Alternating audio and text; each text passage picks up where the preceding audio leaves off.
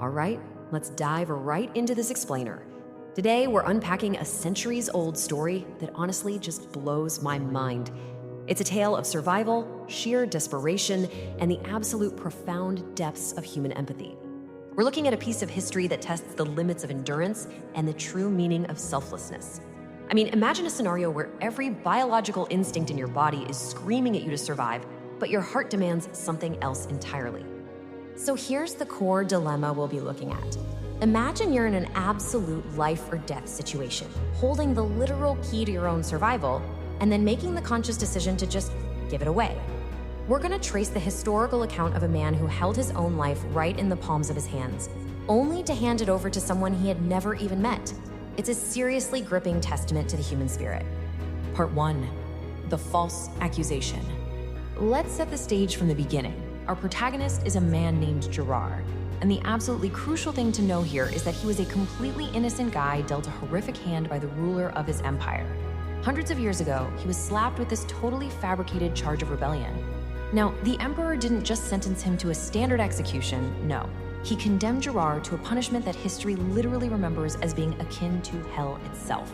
He was exiled entirely alone to the most terrifying expanse of the empire, a wasteland known as the Zard Valley. I really want you to picture this intense environment. Being sent to Zard was widely considered a fate way worse than a swift execution. There were no trees, no shelter, and absolutely zero water for miles in any direction. The historical texts actually describe the sky as literally raining fire, with the ground baking like a clay oven. The heat was just completely beyond the limits of human tolerance. And you can see how fast things go downhill. On day 1, he's just abandoned out there. By day 2, this intense climate has completely zapped the moisture from his body. We're talking lips dry and cracking like old wood, throat completely parched. By the 3rd day, the dehydration is so severe he can't even walk anymore. He is agonizingly crawling on his hands and knees, knowing full well that death is only a few hours away. Part 2. The discovery.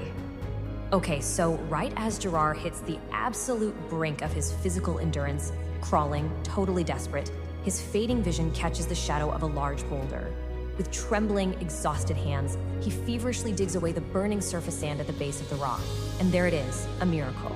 Beneath the rock is a tiny pit where a small amount of rainwater has been trapped. But here's the catch. It's a finite amount. It is exactly enough water to save one single person, giving them just enough strength to hike out of the wasteland. His eyes light up, he cups his hands together, and he captures the cool, life-saving liquid. Part 3. The ultimate dilemma. Gerard is literally about to touch the water to his lips when a sound stops him dead in his tracks. He turns his head, and there's a 15-year-old boy lying face down in the dirt. It looks like he got separated from a traveling caravan and became lost in the Zard Valley. The young man is in the final, brutal stages of extreme dehydration. He's foaming at the mouth and painfully drawing what look to be his very last breaths. This brings us to the agonizing moral calculus running through Gerard's mind. The water is right there in his palms. On one side, you have his own survival. He can drink it, escape the desert, and maybe start a new life leaving his unjust past behind. But on the other side, a total stranger, a kid who hasn't even begun to truly live. Looking up at that blinding, punishing sun, Gerard makes his choice. The historical account attributes these incredibly powerful words to him.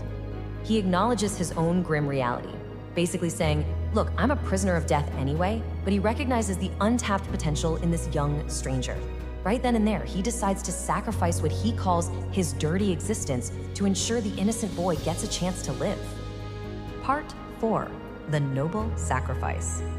So instead of taking that drink, Gerard leans over and carefully guides the pooled water to the boy's cracked lips. Drop by drop, the boy drinks it all. Almost instantly, his breathing stabilizes and his eyes flutter open. I mean, imagine waking up to see a completely emaciated stranger pouring his own chance at life directly into you. Gerard simply smiles, gently pats the boy's head, and then collapses onto the burning sand, closing his eyes forever. His sacrifice gives the boy exactly the strength he needs to successfully escape the valley. Part 5.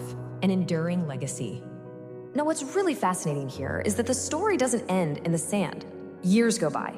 That young boy uses his second chance at life to the absolute fullest, growing up to become the most successful, wealthiest merchant in the entire empire. But he never forgets the face of the man in the desert.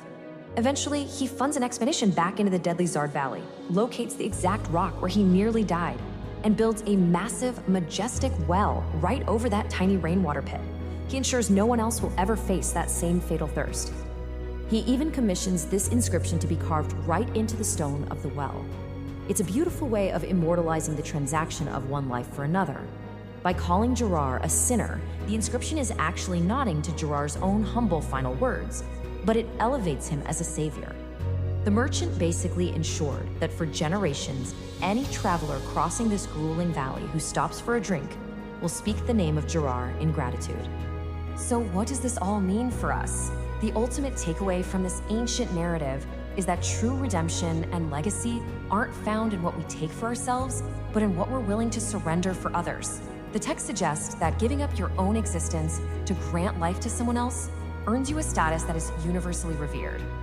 Gerard lost his physical life, for sure, but his name outlived the very emperor who wrongly condemned him. And that brings us to a final, lingering thought I want to leave you with today. It's super easy to think we're generous when we're sitting comfortably in our daily lives. But if pushed to the absolute edge of existence, standing in your own personal valley of death, what would you truly be willing to surrender for a complete stranger? Thank you so much for joining me on this explainer. Take a moment to think about Gerard's choice today, and I'll catch you next time.